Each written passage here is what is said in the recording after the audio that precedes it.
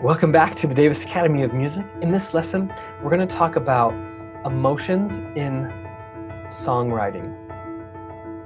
What emotions are you trying to convey when you're writing a song? Well, in the context of making a melody, emotions are really important. Now, oftentimes, composers will think of a song or think of an emotion and try to connect the two. They'll try to connect an emotion to a song.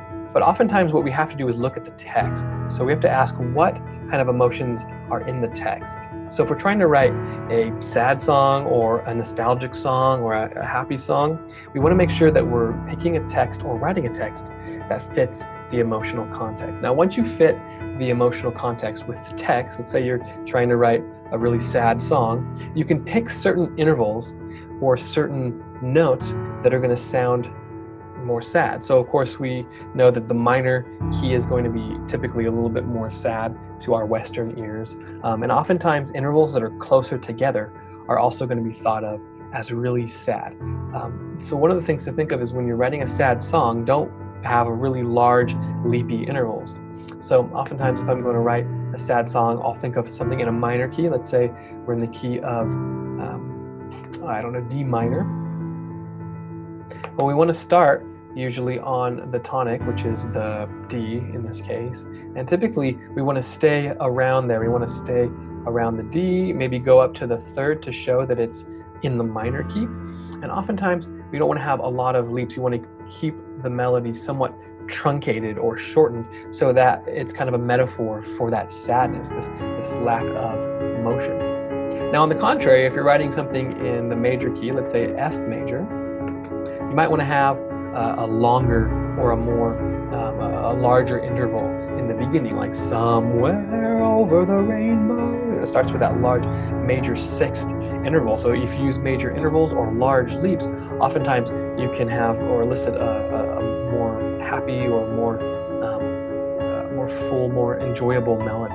So you started here on F and maybe leaped up to this D or something like that, and then carried it back down in a stepwise motion, and then maybe leaped up again to this E and did the same thing and stepped back down.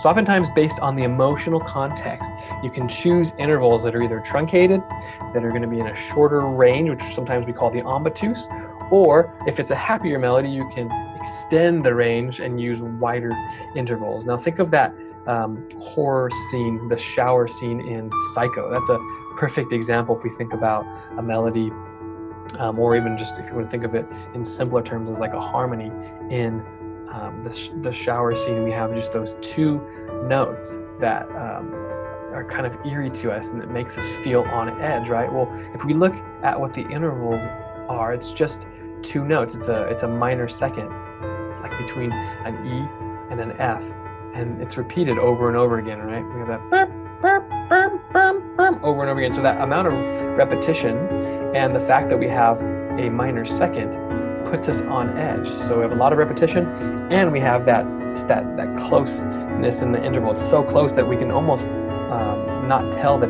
they're two different notes. It almost just sounds like they blur together.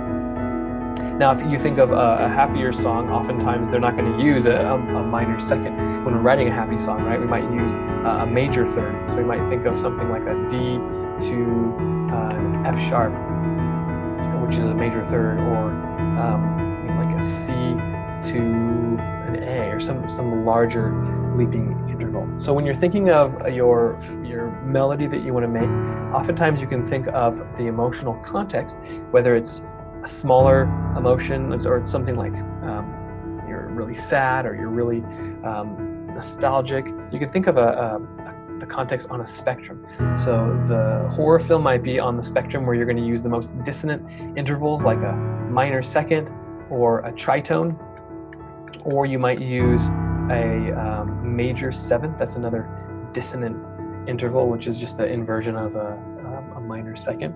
And if you're trying to write something that's happy, that's maybe a love theme for a film, you want to think of major thirds, perfect fourths, perfect fifths. You want to think of major sixths, and oftentimes you can even use minor sevenths or major seconds, but these two sometimes are a little bit subjective. They might be seen as fitting better with a horror genre. So depending, of course, on the genre of film you're writing or the type of song you're writing, you can take the emotional context and take that emotional context into account and choose intervals in your melody that fit that emotional context. So I hope this was helpful. And when you get a chance to write your melody this week, think about the interval context and the ambitus, or the range of the melody, whether it's a sad melody or a happy melody. That should be shown not only in your intervals that you've chosen, but in the range that you choose. I hope this was helpful. Thanks for watching.